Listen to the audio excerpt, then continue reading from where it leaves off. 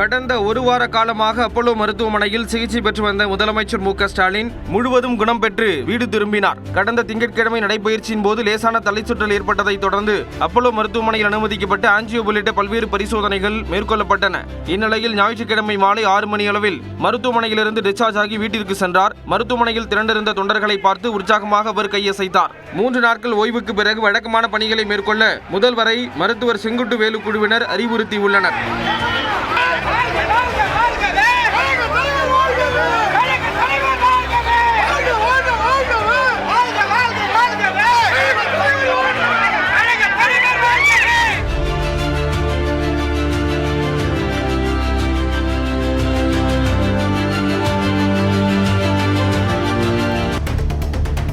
அரியலூர் மாவட்டம் கங்கை கொண்ட சோழபுரத்தில் road show சென்ற பிரதமர் மோடிக்கு பொதுமக்கள் உற்சாகமாக வரவேற்பு அளித்தனர். 2 நாள் பயணமாக தமிழ்நாடு வந்த பிரதமர் நரேந்திர மோடி ஞாயிற்றுக்கிழமை காலை திருச்சி விமான நிலையத்திலிருந்து ஹெலிகாப்டர் மூலம் கங்கை கொண்ட சோழபுரம் வந்தடைந்தார். தொடர்ந்து மாமன்னன் ராஜேந்திர சோழனின் பிறந்தநாள் விழா கொண்டாட்டத்தில் பங்கேற்க வந்த பிரதமர் மோடி பொன்னேரி முதல் கங்கை கொண்ட சோழபுரம் பிரகதீஸ்வரர் கோவில் வரை ரோட் ஷோ சென்றார். சாலையின் இருபுறங்களிலிருந்து மக்கள் பூக்களை தூவி பிரதமர் மோடிக்கு வரவேற்பு அளித்தனர்.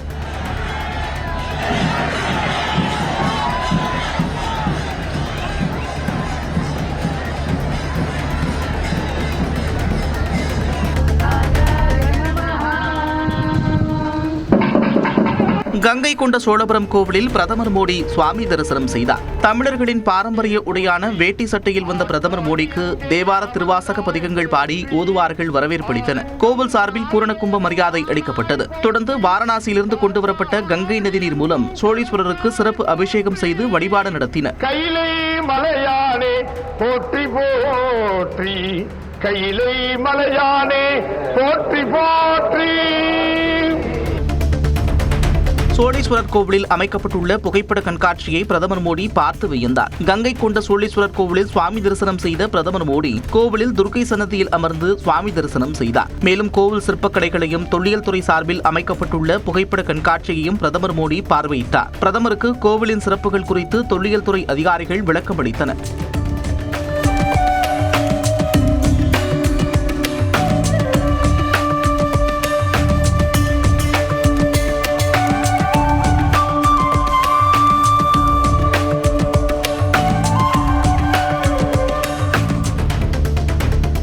திருவாதிரை விழாவில் ஓதுவார்களின் பாராயணத்தை இருகரம் குப்பியபடி பிரதமர் மோடி மெய்மறந்து கேட்டு ரசித்தார். சோழீஸ்வரர் கோவிலில் சுவாமி தரிசனம் செய்த பிறகு ஆலய வளாகத்தில் நடைபெற்ற ஆடி திருவாதிரை விழாவில் பங்கேற்ற பிரதமர் மோடி மாணவர்களின் திருவாசக பாராயணம் 40 ஓதுவார்கள் இணைந்து பாடிய தேவார பாடலை இருகரம் கூப்பியபடி மெய்மறந்து கேட்டார். விழாவில் ஆளுநர் RN ரவி, மத்திய இணையமைச்சர் எல் முருகன், சிதம்பரம் MP திருமாவளவன் உள்ளிட்டோர் கலந்து கொண்டனர்.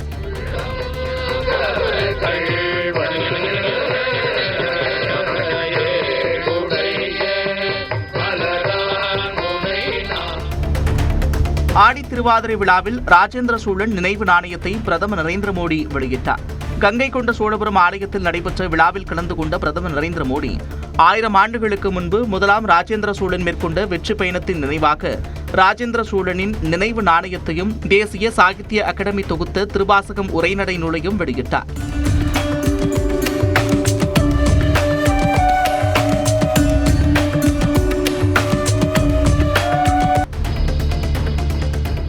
இசைஞானி இளையராஜாவின் இசை நிகழ்ச்சியை பிரதமர் மோடி மெய்மறந்து கேட்டு ரசித்தார்.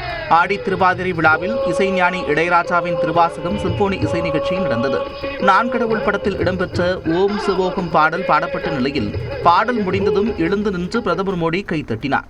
தேவாரம், திருப்புகழ், சிவபுராணம் ஆகியவற்றை இளையராஜாவும் குழுவினரும் பாடிய நிலையில் 15 நிமிடங்கள் அதை கேட்டு பிரதமர் ரசித்தார்.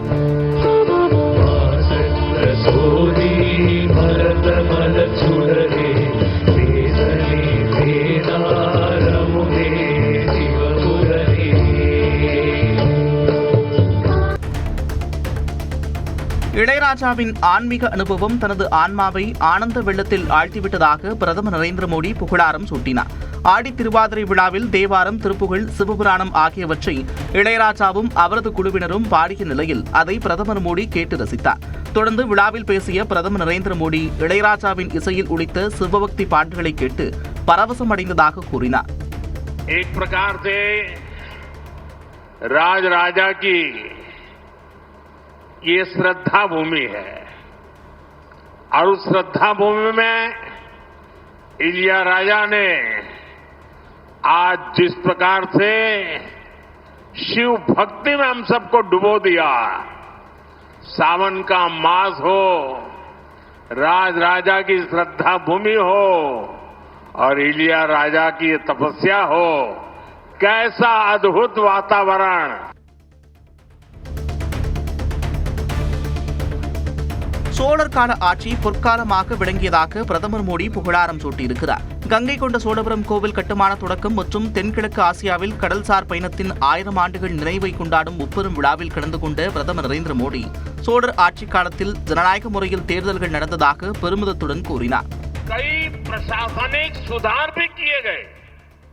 उन्होंने लोकल एडमिनिस्ट्रेटिव सिस्टम को सशक्त बनाया, एक मजबूत राजस्व प्रणाली लागू की गई, व्यापारिक उन्नति, समुद्री मार्गों का इस्तेमाल,